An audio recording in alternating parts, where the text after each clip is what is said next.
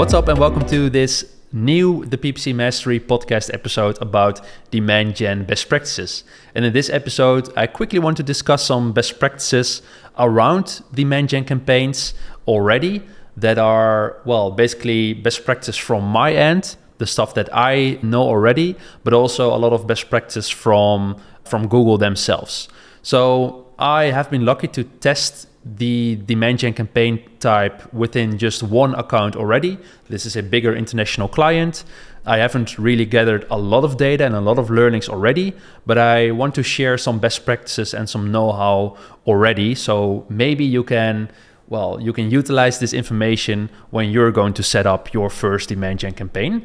A lot of this information is going to be based on, Google's best practices as well, what they basically recommend us as advertisers to do when setting up a demand gen campaign. So let's dive in. So in this episode, I want to zoom in on 6 key areas, which are conversion tracking, structure, budgets, bidding strategy, creatives, and audiences. So let's quickly go through them. And let's start off with the conversion tagging part. So I think it is important to implement a Google Ads conversion tracking conversion action, which is basically a G-tag pixel, because you want to rely on a G-tag pixel as a conversion action for your upper funnel campaigns, since the attribution is a little bit more clear and you're able to leverage additional features like view through and engage conversions as well.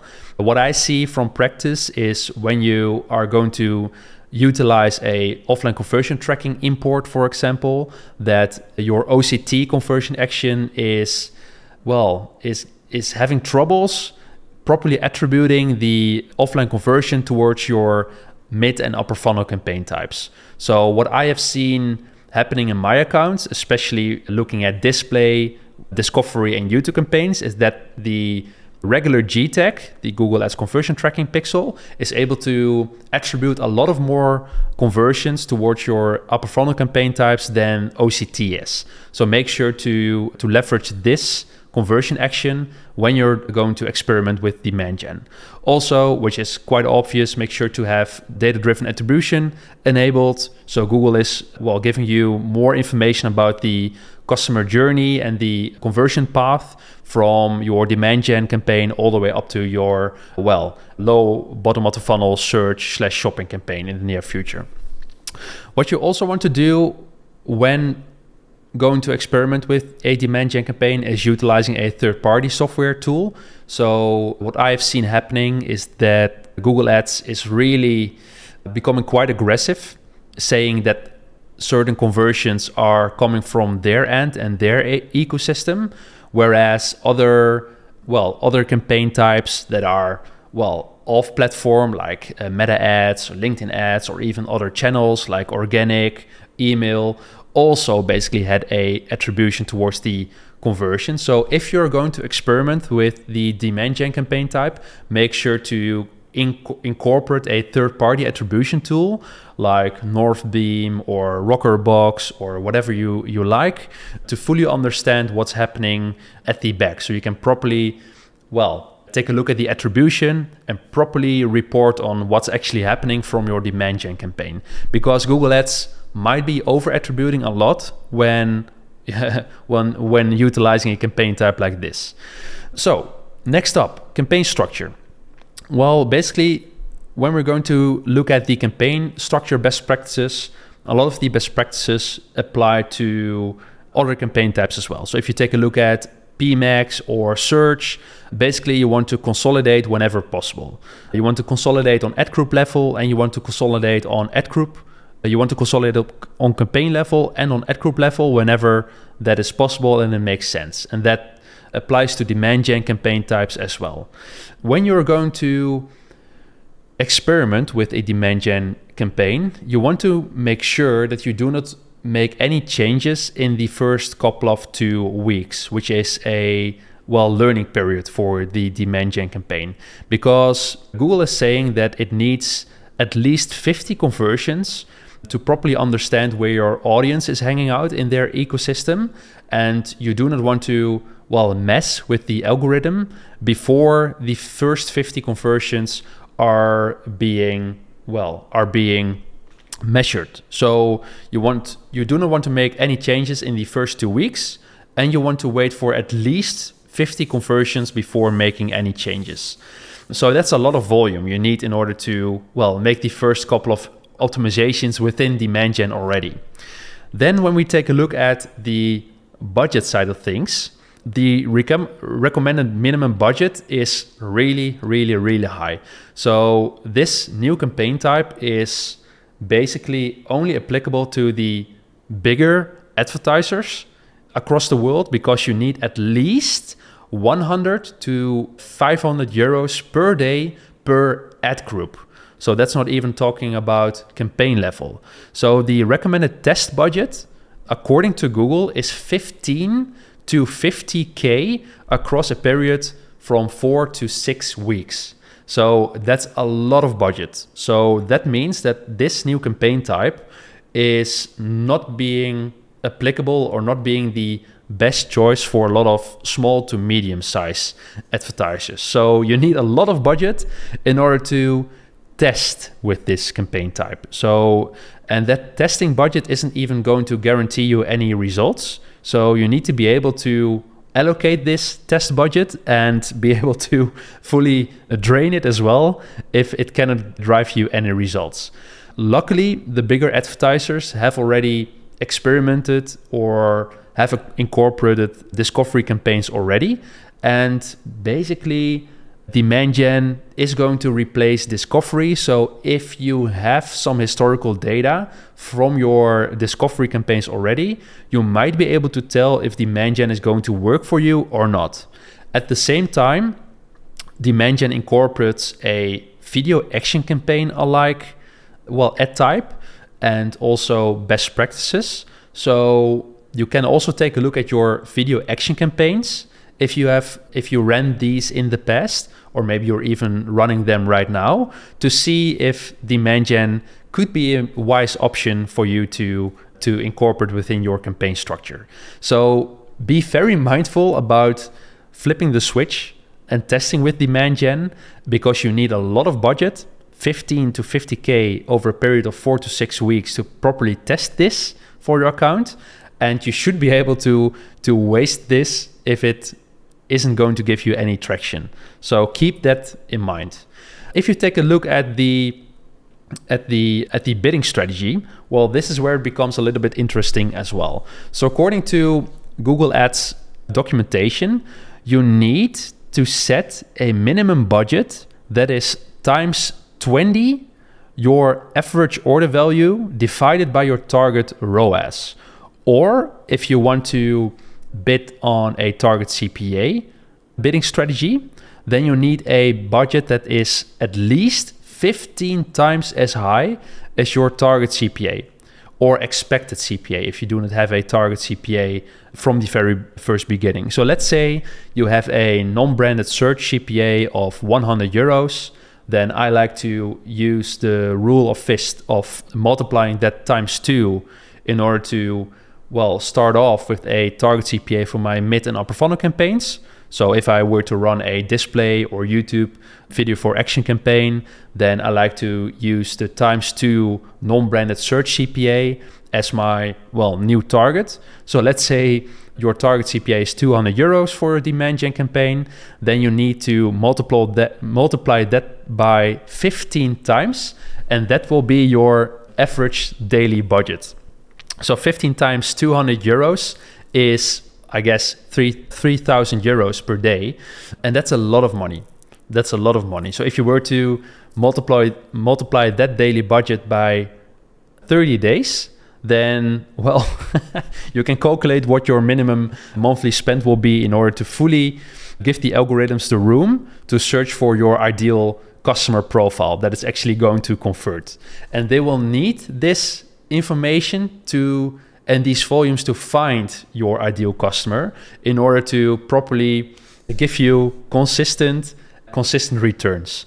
And the chances are that you aren't going to see any conversion at all, and that you are going to be wasting your budget during the test period. So that is a very, very, very, very big disclaimer that you should be able to, that you should keep in mind before dabbling in.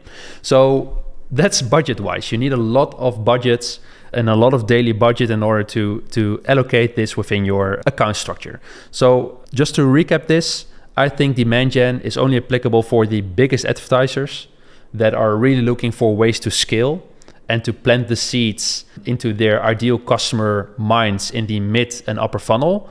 For mid and small size advertisers, you really want to max out the bottom of the funnel campaign types first, like search, shopping, maybe even PMax. Then I would suggest experimenting with campaign specific types like display and video for action. And then if you are seeing somewhat great returns from those upper funnel and mid of the funnel campaign types already, then you want to start experimenting with demand gen. I do not think you want to experiment any sooner as a smaller to mid-size advertiser, and I think the same could be applicable for the larger advertisers as well. So keep that in mind.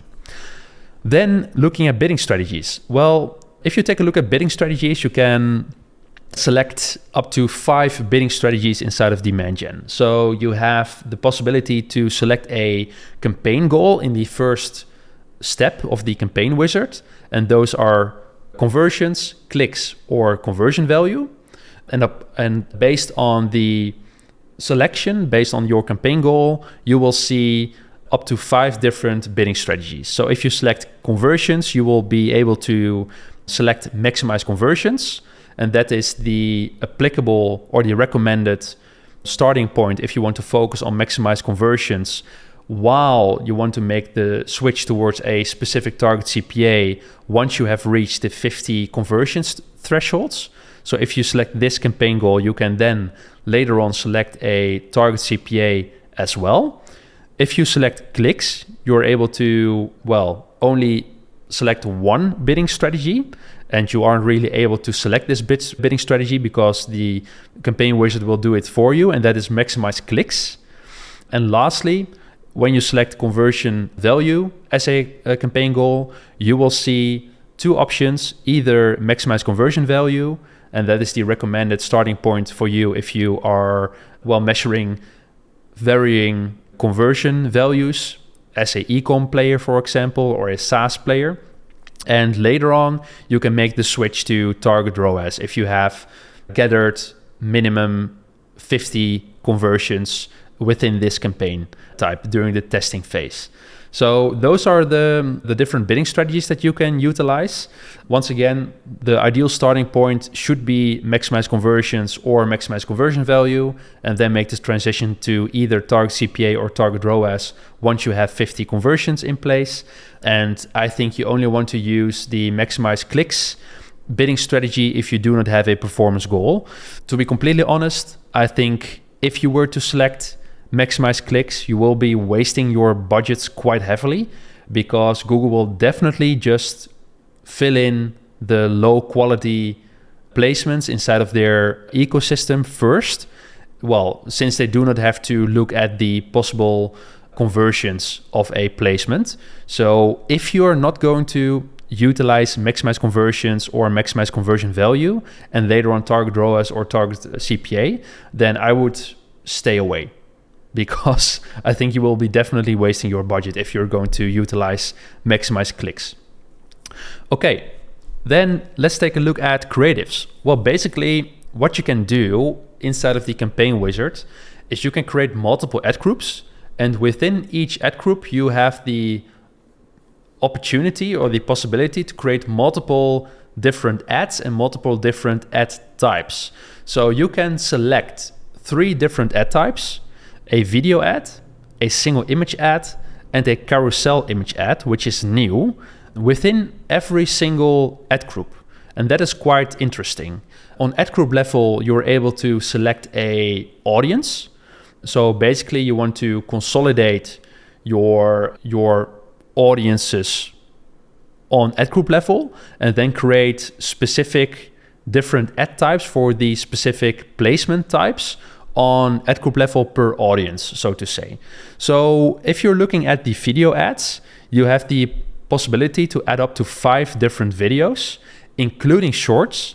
There is no specific short option, so you cannot really select I want to only leverage the YouTube Shorts format. So you have to incorporate different in-stream YouTube ads and different short ads inside of that one specific video ad placement type. So add up to 5 videos, then you're able to add up to 5 headlines, 5 long headlines that contains 90 characters each, 5 description lines that also contain 90 characters each. You can then select a call to action, a business name, a business logo, and you can select up to, I think 4 site links. And these site links can be shown together with your in-stream ad, for example. And if you have been running dedicated video action campaigns before, then you should know that you can also include site links over there as well. So, that's it for video ads. Then if you take a look at single image ads, that is quite similar to a responsive display ad. So you can add up to 20 images into 3 different aspect ratios. So a landscape mode, a portrait mode, a square ratio. So preferably you want to utilize every single aspect ratio. Then you can add up to 5 different logos into different aspect ratios as well. 5 headlines with 40 characters instead of 30 characters each. Then 5 description lines and 1 call to action and a business name. And then we have the carousel image ad type, which is new. And this is quite cool, in my opinion. And this is where you can basically create a carousel ad that consists up to 10 different cards that are swipeable. And every single card has up to 3 unique images, or 3 images that could be the same, into 3 different aspect ratios as well. So square, portrait, and landscape mode. And for every single card, you can also utilize a unique find URL and a unique call to action. And this is basically a carousel ad that is quite similar to the Meta Ads carousel ad. And this can be shown into the Discover page, the Discover feed inside of the Google app on Android devices, for example. So that's quite interesting because I haven't seen this before, and we haven't seen this before inside of other campaign types.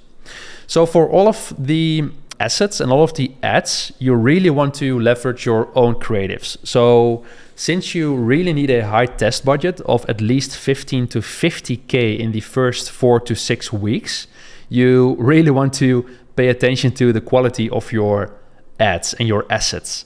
So you do not want to leverage any stock images, stock videos, or long, crappy business videos for your, video ads, for example, because these will definitely not work. And this will definitely not work on, YouTube short placements, because these really need to be optimized for all of these specific placements that your demand gen ad can deliver on.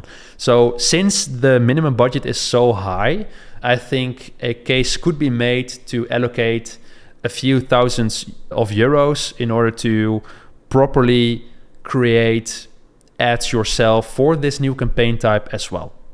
So if you're going to experiment with this and you're going to allocate, let's say 30K during the test period, then I think it is more than reasonable to allocate up to 5K for creative creation as well, to hire a video agency to create in-stream YouTube ads, YouTube short specific ads, really nice images that can complement your video ads as well, that are optimized for mobile screens. There are a lot of best practices. I would recommend looking up the ABCD framework for video ads, for example. This is the Attract, Brand, Connect, Direct framework that YouTube basically uses as a best practice to generate and create YouTube ads and YouTube shorts for. So really pay attention to your own creatives before dabbling into demand gen campaign types. Also, what you can do and what you can think about is to replicate your video action campaigns, since I think YouTube placements are going to be a very big part of, the spend allocation within demand gen campaigns. So if you have done video action campaigns in the past, you might want to take a look at what has worked well for you and what didn't work, so you can avoid making mistakes, or you can avoid using creatives that are really gave you poor performing results. So take a look at your historical data as well. Also keep in mind the channel temperature, and this is a very, very, very big one, because you're going to be advertising in the top of the funnel and mid of the funnel inside of the Google Ads ecosystem. And that means that a lot of people will not know your brand and will not know about your service. So make sure to use a call to action or use a offer that matches the channel temperature. So do not copy your Performance Max headlines and description lines, for example, that are focused towards book a consultation now, or book a demo now, or take a look at our prices, or whatever, or contact us today. Those are way too hot and way too warm call to actions that are really applicable for search, bottom of the funnel focused Performance Max campaigns, but they are really not applicable for upper funnel and mid funnel campaign types like demand gen, YouTube, display, and until now discovery. So make sure to really think about, hey, what creatives and what kind of offers and call to actions can we use to introduce our brand, introduce our solutions, introduce our services, products to our ICP, ideal customer profile, that makes sense and that isn't really hard to complete. So think about this real good before starting to create your assets and before you're actually going to set live your demand gen campaign. Then, during the testing phase, you really need some budget first, and you really need to give it some space, so at least 2 weeks after the launch. Then you can start making changes inside of your assets and audiences, for example. If you see bad performing assets, then try to swap them out as soon as possible in order to optimize your demand gen campaigns right from the start, so to say. So that's it, with regards to creatives. Then let's take a look at audiences real quick. And this is the last part. And this is quite interesting as well, because we have seen some new features over here that might be rolling out inside of other campaign types in the near future as well. So basically what we have seen, and this is the new feature, we have seen new lookalike audiences that basically give you the opportunity to expand upon your seed lists. And your seed lists are basically your first party data lists that can be remarketing lists, that can be customer lists. And it is really up to you how segmented these lists are. Inside of your audience, inside of demand gen, you can select up to 10, seed lists, and you can create a combination of remarketing lists, customer lists that can be segmented or not yourself. And then based on those seed lists, you can ask Google Ads to expand on those lists. And you basically have the opportunity to create a very narrow expansion that starts with 2.5% up to a broad expansion that goes to 10%. And that basically looks at your ideal first-party customer data segments and then expands on the top 2.5%, 5%, 10% of your first-party data to look for, new potential customers. And this is the first expansion that you can actually do based on your first-party data segments. Then on ad group level, you have also the opportunity to select optimized targeting. So you can first create a lookalike segment based on your first-party data, which is already going more broad. And then on ad group level, you can decide to whether or not create optimized targeting that will broaden up your audience targeting even more. So keep in mind that your audiences inside of demand gen are targeting. They are not signals like you are used to within PMax, but they become signals if you decide to enable optimized targeting and when you're going to experiment with your lookalike segments, starting from narrow up till broad. So that's quite interesting. This is a new feature, and I think I think they will be rolling this out to other campaign types as well, like Performance Max, maybe even display, maybe even YouTube/video campaigns. Right now, they're only applicable to demand gen, but it looks that well integrated that other campaign types might be utilizing this feature in the near future as well. So what I would suggest from the start, try to only utilize your best audience segments first. Stay as close to your first-party data audience segments and maybe create a small, narrow lookalike segment based on that. Then also create custom in-market audiences based on the top performer in Google search terms, for example, and wait for the optimized targeting feature in the very first start. What I would suggest is to only broaden up and use optimized targeting if you have converted some clicks already, and if you are running on a target CPA and target ROAS already. So you really have to go past the learning period first, then make the switch from max conversions to target CPA or maximize conversion value to target ROAS, and then start experimenting with what optimized targeting can do and how it can expand on your audience segments from there. If you start off with optimized targeting from the very first start, I think you are going too broad too soon, especially since you're not utilizing a target CPA or target ROAS from the very first start. So keep that in mind.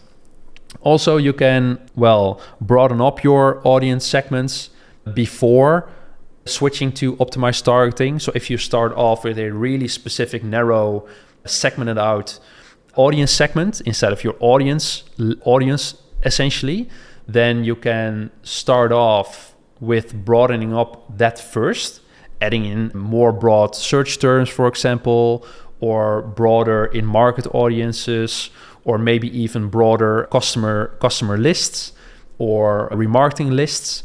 And then after you're seeing great results and you want to expand even further, after that specific moment, start to expand on optimized targeting, because that will give you the control that you might be looking for in the first couple of weeks when testing out this new campaign type. So those are really the most important best practices right now.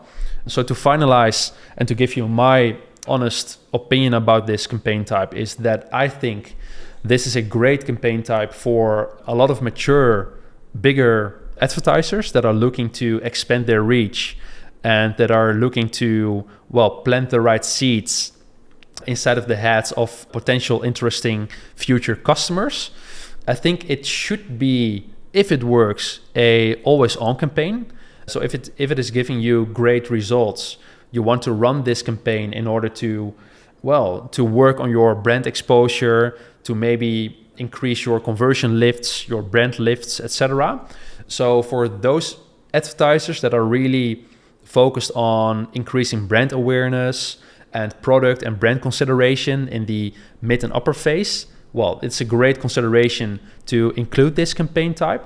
If you are a low to mid-size advertiser that isn't really mature and you haven't experimented with discovery, video for action campaigns, display at all, or you haven't even maxed out bottom of the funnel campaign types like PMax, search, shopping, then you really, really, really want to max out and try to experiment with those campaign type specific or campaign specific types first before dabbling into demand gen, because I think you really should be mature and you really should be sitting on a big budget when demand gen could be interesting for you.